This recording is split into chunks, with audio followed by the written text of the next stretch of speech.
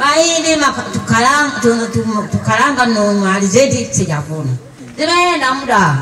Nikasema mimi kwa nini? Nikasema basi. Lakini mwenyekiti wa kitongoji na mpongeza, mwezi wa pili alisemaje?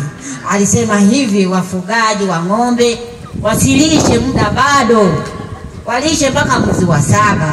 Lakini mimi nikasema jamani, mbona tunaonelewa? Hao wafugaji wa kutoka Igomelo huko ndio wenyewe wanatufuruga huko. Siku nyingine nikawa mle shambani. Wakaja bwana, hao na ng'ombe, wakaingiza. Naenda kuwafukuza. Wanasema, "We bibi, una haraka bwana sisi zile." Nikasema, "Mlilima nini?" Asema, "We bibi, fanya haraka bwana. Hayo mimi nataka kuongea hivi. Waache tabia hiyo."